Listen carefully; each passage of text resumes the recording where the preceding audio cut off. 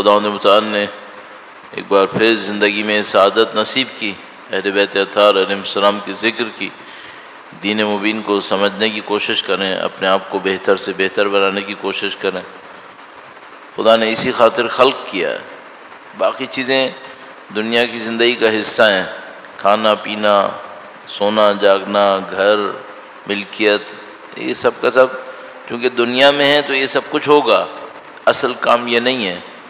اصل کام ہم سب کو بتائے، خدا نے ہمیں خلق کیا ہے کہ ہم اچھے انسان بنیں، اللہ کی صفتوں کو اپنے اندر لے کر آئیں، اس کا پورا ایک نظام ہے۔ اور اگر کوئی یہ سمجھ رہا ہے کہ اگر میں توجہ نہیں بھی دوں گا خود بخود ہو جائے گا، خود بخود نہیں ہوگا۔ کچھ چیزیں دنیا میں خود بخود ہوتی ہیں، مثلا ایک بچہ ہو، اس کو ہم تھوڑا بھی کھانا دیتے رہیں اس کا جسم بڑھتا رہے گا، تقریباً خود بخود ہو جاتا ہے۔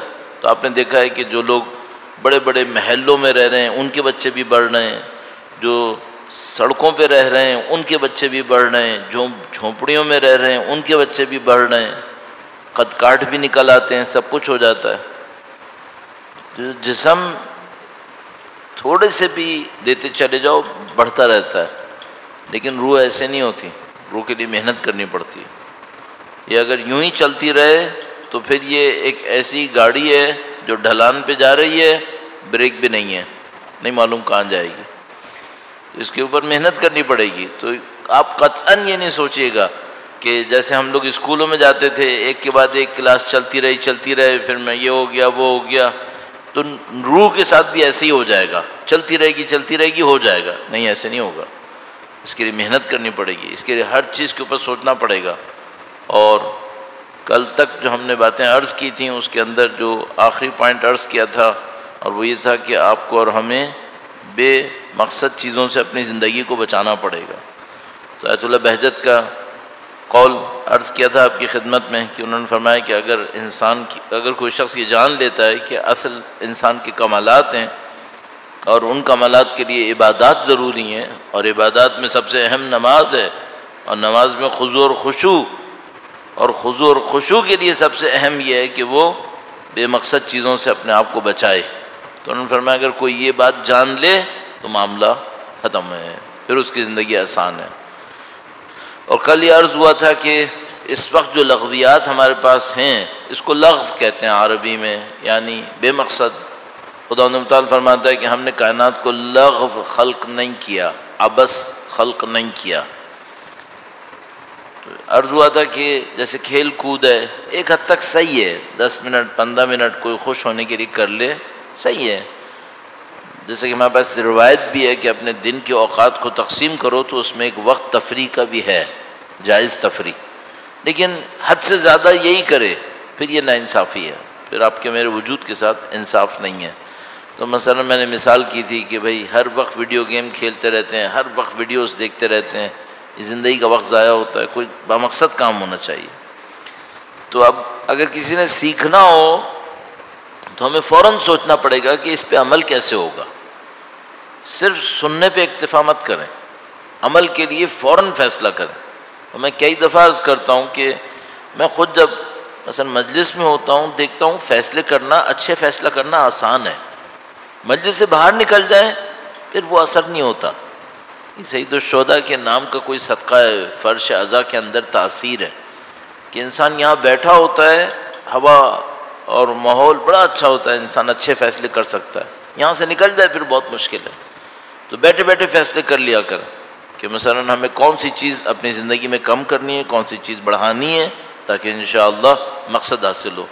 یہ جو بات تھی کہ لغو کو ترک کرنا ہے، اس کے اوپر احادیث بھی ہیں، ایک دو حدیثیں آپ کی خدمت میں عرض کرتا ہوں، اور آج ایک اور اس سے مربوط ایک اور ٹاپک شروع کرنا چاہ رہا ہوں۔ درود بھیجے گا محمد و آل محمد پر،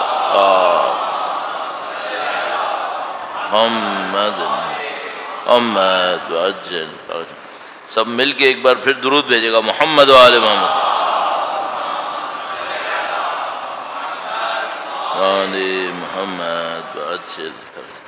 اس معاملے پر حدیث عرض کرنا چاہ رہا ہوں کہ لغو سے بچنا چاہیے انسان کو۔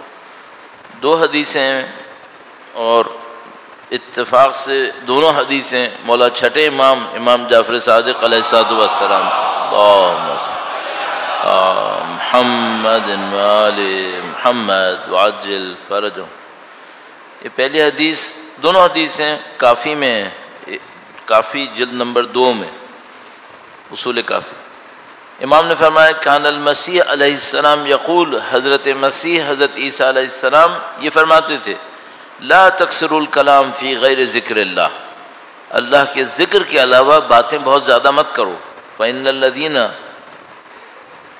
یکثرون الکلام فی غیر ذکر اللہ قاسیۃ قلوبہم ولکن لا یعلمون، جو لوگ اللہ کے ذکر کے علاوہ کلام بہت زیادہ کرتے ہیں، گفتگو بہت زیادہ کرتے ہیں، ان کے دل سخت ہو جاتے ہیں، پتہ بھی نہیں چلتا انہیں کہ دل سخت ہوگا۔ ذکر خدا کیا ہے؟ یہ بھی ذکر خدا ہے، خدا کی خاطر۔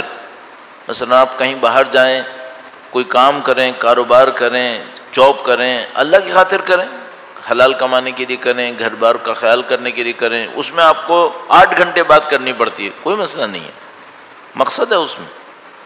ایک دفعہ کیا ہے کہ کہیں پہ بیٹھے ہوئے ہیں، اب یہاں بیٹھے ہوئے ہیں، کیا بات کر رہے ہیں؟ کچھ بھی نہیں، بیکار کی لغویات، یہ غیر ذکر خدا ہے، یہ کیوں کر رہے ہیں؟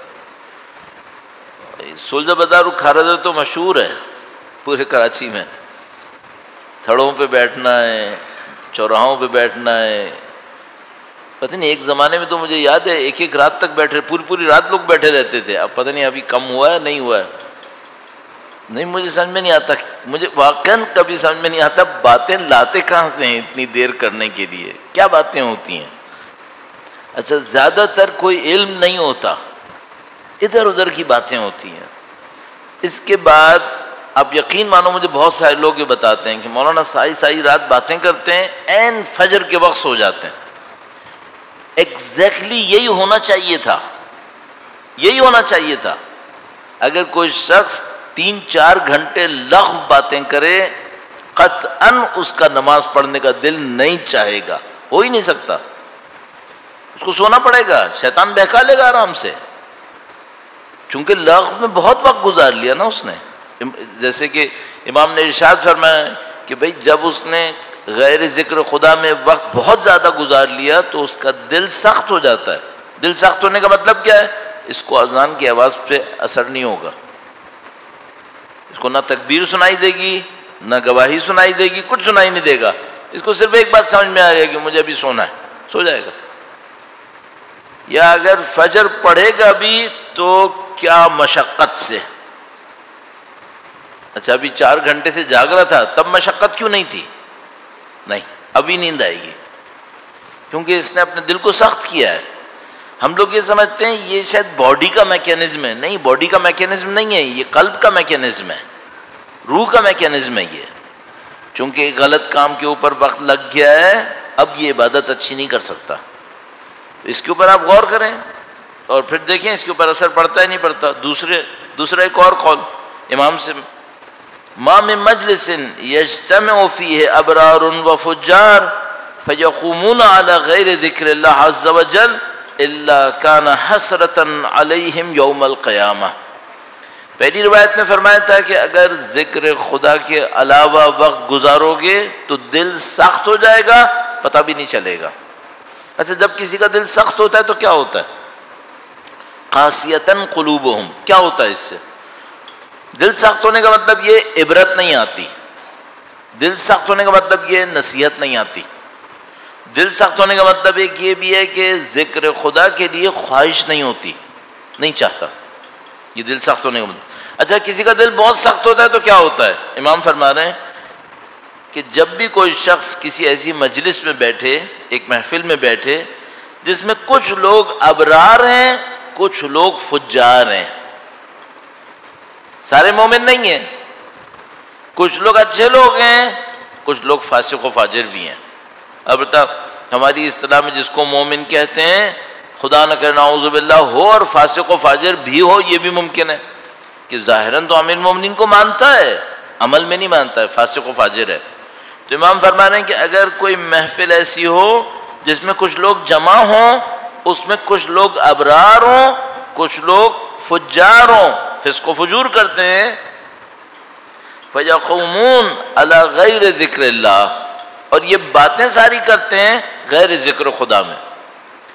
بیٹھیں دین کے اوپر بات کریں، بھلائی کے اوپر بات کریں، اچھائی پہ بات کریں، کوئی مسئلہ نہیں ہے. چلو میں کہتا ہوں قرآن کی تفسیر نہ کریں، اچھائیوں پہ بات کر لیں کہ بھئی معاشرے کے اندر کسی کی مشکل کو آسان کرنے کے لیے ہم بیٹھے ہیں، چلو اچھی بات ہے، یہ بھی ذکر خدا ہے. مثلا کہیں بیٹھیں کہ بھئی فلاں آدمی غلط کام کر رہا ہے، اس کو کیسے روکنا ہے، یہ بھی اچھی بات. لیکن یہ کس کے لیے بیٹھتے ہیں؟ میں جب اسلام آباد میں ہوتا ہوں تو یہ کہتا ہوں، یہاں پہ نہیں کہتا، یہاں پہ بیوروکریٹ اتنے نہیں ہیں، وہاں پہ جب بھی بیوروکریٹس بیٹھتے ہیں اس پہ اوپر ڈسکشن کرتے ہیں کس کی پوسٹنگ کہاں ہونے والی ہے، کس کی پریویلیجز کیا پہنچی ہیں، کس کو اور کہاں سے مل سکتا ہے، ساری باتیں یہ کرتے ہیں. دنیا اور دوسرے لوگ ہیں، سب بزنس مین ہیں، آپ لوگ مثلا بزنس کر رہے ہیں، کام وام کرتے ہیں، تو یہ سب بیٹھیں گے کیا باتیں کریں گے؟ کون سا پروڈکٹ کہاں سے اٹھانا ہے، کس کو بیچنا ہے، کس کی دکان کتنی چمک رہی ہے، کس کا کاروبار دبا ہوا ہے، اس کو یہ کر دو، اس کو وہ کر دو، اس کو اٹھاؤ، اس کو بٹھاؤ، ساری باتیں یہ ہیں. خدا کہاں ہے؟ اچھائی کہاں ہے اس میں؟ اور لغو کیا ہے؟ فلموں کے اوپر باتیں چل رہی ہیں، کھلاڑیوں پہ باتیں چل رہی ہیں، ایکٹرز کے اوپر باتیں چل رہی ہیں. مرنا نہیں ہے. امام فرما رہے ہیں جب بھی کوئی محفل ایسی ہو جس میں کچھ لوگ جمع ہو، کچھ لوگ ابرار ہیں، کچھ لوگ فجار ہیں، اور باتیں جاری کرتے ہیں غیر خدا کے لیے، امام فرما رہے ہیں یہ مجلس یقیناً ان کو قیامت کے دن حسرت میں مبتلا کرے گی کہ کاش نہ بیٹھے ہوتے، کاش نہ بیٹھے ہوتے.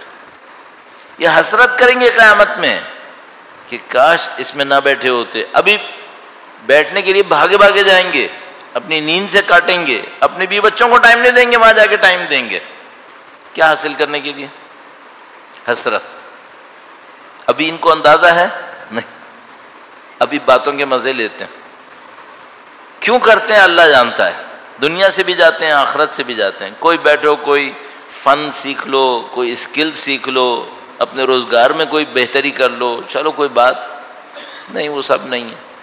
تو یہ دو روایتیں دونوں بتا رہی ہیں کہ اس طرح بیٹھنا، اٹھنا بیٹھنا جس کے اندر ذکر خدا نہیں ہے، مقصد نہیں ہے، یہ صرف انسان کو ہدف سے دور کرے گی، اس کے دل میں سختی آئے گی، اس کے اوپر نصیحتوں کا اثر نہیں ہوگا، اس کے اوپر مجلسوں کا اثر نہیں ہوگا، آہستہ آہستہ دور ہوتا چلا جائے گا، پھر ایک اور مصیبت آئے گی.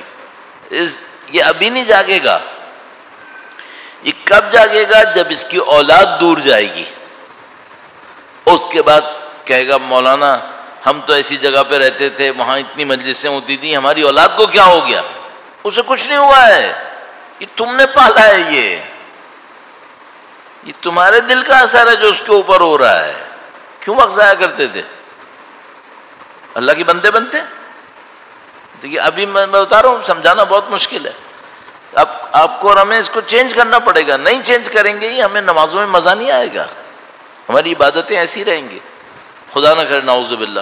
اب اس میں اس کو بھی عرض کرتا چلوں کہ بھائی ممکن ہے کوئی کہے مولانا اتنے بڑے بڑے مسائل پڑے پاکستان میں، ہمارے معاشرے میں، آپ صرف اس کے اوپر محنت کر رہے ہیں کہ نماز بہتر ہو جائے، آپ یہ کیوں کر رہے ہیں؟ تھوڑا سا اس کا لنک بھی عرض کر دیتا ہوں. درود بھیجے گا محمد آل محمد، صلی علی محمد آل محمد وعجل فرجہ. پہلے دن ہی میں نے آپ کی خدمت میں عرض کیا تھا کہ خدا کا جو دین ہے وہ دنیا کے لیے علیحدہ ہو، آخرت کے لیے علیحدہ ہو، ایسا نہیں ہوتا ہے. یہ دین ہر خوبی کو اپنے اندر سمیٹے ہوئے ہے، دنیا بھی لائے گا، آخرت بھی لے آئے گا. اچھا اب آپ کہیں بھائی پاکستان میں مشکل بے روزگاری کا مسئلہ ہے، مہنگائی کا مسئلہ ہے، امنیت کا مسئلہ ہے. آپ لوگوں کو صرف نماز کی پڑھی ہے، صرف یہ جا کے پوچھو جو سارے مسائل ہیں ان کی جڑ کہاں پر ہے؟ آپ کہیں گے چونکہ پاکستان ٹیکنالوجی میں پیچھے، یہ اس کی جڑ ہے. قسم کھا سکتا ہوں یہ جڑ نہیں ہے، یہ جڑ نہیں ہے. آپ کہیں گے ایجوکیشن میں پیچھے ہیں، یہ بھی جڑ نہیں ہے. ان میں سے کوئی اصلی مسئلہ نہیں ہے. اصلی مسئلہ کیا ہے؟ نفس پرست ہے، یہ اصلی مسئلہ ہے. اچھا آپ کہیں گے مولانا وہ مغربی دنیا میں، ویسٹرن کنٹریز میں بھی وہ بھی تو سارے نفس پرست بیٹھے ہیں. تو ان کے یہاں کیوں اچھائیاں ہیں، پھر وہاں پہ کیوں اچھائیاں، برائیاں اس طرح سے نہیں ہیں جس طرح سے ہمارے یہاں ہیں؟ انہوں نے اپنی نفس پرستی میں بھی اپنی قوموں کو کچھ اصول سکھا دیے، اور ہمارے ساتھ یہ ستم کیا کہ ہماری قوم کو وہ اصول بھی نہیں سیکھنے دیے، سسٹم ایسا بنا کے دیا یہ بھی نہیں سیکھ پاؤ گے۔ یہ میں آپ کو جو بتا رہا ہوں اس کو خوب سوچنے سمجھنے کی بات بتا رہا ہوں۔ آئسولیٹڈ میں بھی نہیں ہوں، تقریباً پوری دنیا میں سفر کرتا ہوں۔ کیا کیا ان لوگوں نے؟ انہوں نے بہت زبردست کام کیا اپنے طور پر۔ انہوں نے اس کی ایک مثال عرض کر دیتا ہوں تاکہ یہ ابہام تھوڑا سا ختم ہو۔ وہ یہ کہ آپ مثال کے طور پر کسی بندے کو دیکھتے ہیں، وہ علاقے کا سب سے بڑا بدماش ہوتا ہے، مثلاً 10 محلوں پر اس کی بدماشی چل رہی ہے، 15-20 محلوں کے اوپر۔ اچھا خود اس کی گلی میں بدماشی ہو پائے گی؟ نہیں، وہاں سب کام سیدھے ہوں گے۔ کیوں؟ یہ اس کا گھر ہے، یہاں نہیں چلنے دے گا کسی کی، یہاں کام سیدھے رکھے گا، باقی جگہوں پہ کیا ہے؟ باقی جگہوں پہ غلط کرے گا۔ ان لوگوں نے یہ کیا ہے۔ پوری دنیا کا چوری کا مال جس جگہ سب سے زیادہ جاتا ہے وہ یہی ملک ہیں، یہی انگلینڈ، یہی امریکہ، یہی کینیڈا، سب سے زیادہ چوری کا مال یہاں جاتا ہے۔ اگر وہاں پہ بھی امن نہیں ہوا تو کوئی اپنا مال کیوں لائے گا؟ جو پوری دنیا کا ہم لوگ ایک اس طرح سمجھتے ہیں، وہ کیا کہتے ہیں؟ ہم لوگ کہتے ہیں بلیک منی کا پارکنگ لاٹ، بلیک منی کا پارکنگ لاٹ۔ تو دنیا میں جو سب سے اچھا پیٹرن اس نے بنایا وہ بنایا یو کے نے۔ ساری دنیا کے اسمگلرز وہاں گھر لیتے ہیں، پیسہ لگاتے ہیں۔ یہ جو ابھی یوکرین کی جنگ ہوئی تو ان کو رشین ایک بندہ نظر آنے لگا، اس کے پیوٹن سے تعلقات ہیں، اس کا یہ ہے، اس کا وہ ہے، اس کی اتنی بڑی پانی کا جہاز ہے۔ اور اچھا جب یہ پیسہ لا رہے تھے تب کیا کچھ اچھے لوگ تھے؟ یہ اس وقت اسمگلرز نہیں تھے، یہ پتا تھا کہ ہیں، اس وقت پیسہ لا رہے تھے، کیا مشکل ہے؟ کوئی پوچھتا ہے کہ ہیومن رائٹ کہاں گئے؟ ابھی وہی جس کے نام کے آگے پتہ نہیں کتنے قتل لکھے ہوئے ہیں، یمن کے 10,000 لوگوں کا قتل اس کی گردن پر ہے، وہ ابھی سرکاری مہمان بن کے انگلینڈ جائے گا، یو کے جائے گا۔ کہاں گیا ہیومن رائٹس؟ پیسہ ہے، پیسہ چاہیے۔ تو یہ پوری دنیا کا پیٹرن ہے۔ یہی پیٹرن عرب ملکوں نے بنایا ہے، دبئی نے بنایا ہے، اسی کے اوپر بنا ہے۔ اس مقدس کو بولتے ہیں لے آؤ پیسہ، کوئی مسئلہ نہیں، کوئی پوچھنے والا تھوڑی ہے۔ اس خاطر وہاں صحیح رہے گا سب کچھ، وہاں گڑبڑ نہیں کریں گے، پیسہ وہاں پہ لانا ہے، باقی دنیا کو ادھیڑ کے رکھ دیں گے۔ ایک اور مسئلہ ہے، اگر پاکستان میں سب کچھ صحیح چلتا رہے، یہاں سے کوئی پیسہ لے کے وہاں جائے گا؟ پھر کیوں لے کے جائے گا؟ ایسا اگر چھوٹی چھوٹی باتیں اگر پی آئی اے تباہ نہیں ہوتی نا تو ایمریٹس نے نہیں بننا تھا۔ بہت ساری ایئر لائنز نے بننا ہی اسی وقت تھا جب اس نے تباہ ہونا تھا، کیونکہ ان کے بنانے والے یہی لوگ تھے۔ یہاں کی بینکنگ انڈسٹری نے تباہ ہونا تھا تو بہت سارے ملکوں کے بینکوں نے بننا تھا، چونکہ ان کو بنانے والے یہیں کے لوگ تھے۔ یہ ڈرامہ چلتا رہتا ہے۔ اب ہم پاکستانیوں کے ساتھ کیا مشکل ہے اپنے ملک کے اندر؟ ہم لوگ اس نفس پرستی کے دوڑ میں اندھے ہو کر بھاگے جا رہے ہیں، اور پیچھے جو لوگ تباہ کرنے کے پیچھے پڑے ہوئے ہیں، جن کا مفاد اس میں ہے کہ پاکستان تباہ ہوتا رہے، وہ کرتے رہیں گے، ہم بھی نہیں سمجھ پا رہے۔ اب دیکھو جو کل کیا ہوا، اب عالم ہمارا یہاں پہ آ گیا ہے کہ ہم پہلے کہتے تھے 2 بچوں نے ایک کاپی چیٹنگ کی ہے، پھر پتا چلا کہ بھائی پروفیسرز کی اپوائنٹمنٹ چیٹنگ سے ہوتی ہے، گورنمنٹ آفیسرز کی اپوائنٹمنٹ چیٹنگ سے ہوتی ہے، اب پتا چلا ملک کے قوانین بھی چیٹنگ سے بن رہے ہیں۔ اب شکوہ شکایت میں نہیں کر رہا، دکاندار پروفیسر لڑکا نہیں کر رہا، پریزیڈنٹ کہہ رہا ہے کہ مجھے چیٹ کیا ہے۔ مجھے بتاؤ یہ اتفاق سے ہو رہا ہے سب کچھ؟ نہیں، اتفاق سے نہیں ہو رہا ہوگا، یہ دھکیلے جا رہے ہیں اسی میں۔ اچھا یہ سارے دھکے ان کو دیے جا رہے ہیں، پھنسے جا رہے ہیں بیچارے، 24 کروڑ انسانوں کی زندگی عذاب میں ڈال دی ہے، جو مہنگائی آئی ہوئی ہے اس نے حشر کر دیا لوگوں کا۔ یہ حل کیسے ہوگا؟ ہم یونیورسٹیز بنانے کے مخالف تھوڑی ہیں، ہمارے اپنے بچے یونیورسٹیز میں پڑھ رہے ہیں، خود یونیورسٹی میں پڑھیں، لیکن یہ میں بتا دوں یونیورسٹیز بنانے سے حل نہیں ہوگا، پیسے کے مخالف نہیں ہیں، ہم نہیں چاہتے قوم غریب رہے، ہم چاہتے ہیں اچھی زندگی گزارے، سکون سے زندگی گزارے، لیکن میں گارنٹی سے بتا رہا ہوں پیسے سے بھی حل نہیں ہوگا، یہ صرف اس وقت حل ہوگا جب یہاں کنٹرول کرنا سیکھیں گے، نفس کنٹرول کرنا سیکھیں گے، اس وقت حل ہوگا۔ ابھی دیکھو ہم سب کو معلوم ہے کہ ہمارے جو دیندار لوگ ہیں ان میں بھی مصیبت آئی ہوئی ہے، ہم سب کو معلوم ہے کہ کرپشن صرف بے دینوں میں نہیں ہے، دینداروں میں بھی کرپشن ہے۔ کیوں ہے؟ نفس پرستی۔ یہ جو اتنے بلوے اور جھگڑے ہماری اپنی قوم کے اندر ہیں، باہر والے بھی کر رہے ہیں، ہم خود بھی کر رہے ہیں، یہ کس لیے کر رہے ہیں؟ نفس پرستی۔ سب مسائل کا حل یہاں پر ہے، مشکل ساری یہ ہے کہ ہم سب ماننے کو تیار ہیں، یہ ماننے کو تیار نہیں ہے کہ مشکل یہاں ہے، کیونکہ اگر یہاں مشکل قبول کر لی تو دکھتی رگ پہ کسی نے ہاتھ رکھ دیا ہے، اب اسے کون حل کرے؟ تو میں آپ سے کہوں کہ بھائی مثلا یہاں پہ آیا ہوں، میں آپ سے کہوں میں آپ مجھے ڈونیشن دیں، پیسہ دیں، میں فلاں کام کروں گا، آپ میں سے کچھ بھاگ جائیں گے فوراً، کچھ دے بھی دیں گے کہ چلو ٹھیک ہے کر لو۔ اب میں آپ سے کہوں نہیں ڈونیشن کچھ نہیں چاہیے، یہ بتاؤ تم میں سے کون اول وقت نماز پڑھے گا؟ اب یہ مشکل کام آ گیا۔ اور میں آپ کو بتا دوں کہ آپ کروڑوں روپے بھی دیتے پھریں، کروڑوں روپے، اللہ کے نبی کی ایک روایت ذہن میں رکھ کے کہہ رہا ہوں، کروڑوں روپے بھی دیں، ایک وقت کی نماز دیر سے پڑھنے کے صدقے میں نہیں قبول ہوگی۔ کروڑوں روپے، یہ نظام ہے بھائی، اس نظام کو ہم سمجھ رہے ہیں کہیں اور سے چلانا، نہیں، اس نے یہاں سے چلنا ہے، یہ روٹ ہے، اس کو صحیح کر لو معاملہ صحیح ہو گیا، اس خاطر اس کے اوپر پھنسے ہوئے ہیں، رکے ہوئے ہیں، اس کو صحیح کرو، آگے بڑھنے سے فائدہ نہیں ہوگا۔ ہاں یہ ہے کہ یہ صحیح ہوتا رہے گا، بہت ساری چیزیں صحیح ہوتی رہیں گی۔ اسی طرح مسئلہ لے لو، ابھی کتنی مشکل بنی ہوئی ہے پوری دنیا کے اندر، یقین مانو آپ کو پتا ہے کیا مصیبت آ گئی ہے، کیا؟ طلاق۔ ایک طلاق کا مطلب کیا ہے؟ بچے رول گئے بیچارے، ان بچوں کا نہیں پتا وہ باپ کے ساتھ ہیں، ماں کے ساتھ ہیں، کسی کو باپ نہیں ملا ہے، کسی کو ماں نہیں ملی ہے، کسی کو دونوں نہیں مل رہے، ایک زندگی عذاب۔ جو بچے ان فیملیز کے اندر رہتے ہیں ان کے دماغ بیچارے خود بخود مریض ہونے لگتے ہیں، سب کو معلوم ہے۔ اور طلاق کے ریشو کہاں پہنچ رہے ہیں؟ اچھے پڑھے لکھے ملکوں کے اندر جہاں 100% لٹریسی ہے، طلاق کا ریشو 50% سے اوپر ہے 2 سال کے اندر۔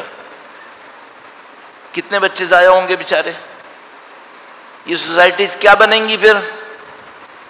اب یہ جو طلاق اتنی زیادہ ہو رہی ہے، اس کی وجہ کیا ہے؟ اس کی وجہ یہ ہے کہ سب کو اپنے نفس کو دیکھنا، بس کوئی قربانی نہیں، کوئی اثار نہیں، کوئی فداکاری نہیں، کچھ نہیں، سب کو اپنی نفس پرستی چاہیے، مجھے یہ چاہیے، ختم ہو گیا معاملہ۔ سامنے والے کہتے ہیں مجھے بھی نہیں چاہیے، جاؤ، ہوگی طلاق۔ ایسے دنیا کب تک چلے گی؟ اب دیکھ لو ہم کہاں تک پہنچ گئے۔ وہ جو بات تھی کہ لغو باتوں کو چھوڑ دو، اس پہ ایک روایت اور بھی تھی، وہ بھی جلدی سے عرض کرتا ہوں، پھر اس ریورس انجینئرنگ والے معاملے پہ آتا ہوں۔ اللہ کے نبی نے فرمایا کہ دع ما لست منہ فی شیء ولا تنطق فیما لا یعنیک، وہ چھوڑ دو جس سے تمہیں کوئی کام نہیں ہے، تمہیں کوئی فائدہ نہیں ہے، اور وہ باتیں مت کرو جس سے تمہیں کوئی فائدہ نہیں مل پائے گا۔ واحزن لسانک کما تحزن ورقک، ایسے اپنی زبان کی حفاظت کرو جیسے تم اپنے سکوں کی اور پیسے کی حفاظت کرتے ہو، اپنی زبان کو ایسے بچا کے رکھو۔ کیا انسان میں سے اپنے پاس دولت ہوتی ہے ہر وقت دکھاتا پھرتا ہے میرے ہاتھ میں اتنے، میرے پاس، میری جیب میں اتنے پیسے ہیں؟ نہیں، چھپا کے رکھتا ہے، ضرورت پڑتی ہے نکالتا ہے۔ تو نبی فرما رہے ہیں زبان کو بلا وجہ مت کھولو، وہیں پہ کھولو جہاں ضرورت ہے، اس سے زیادہ مت کرو۔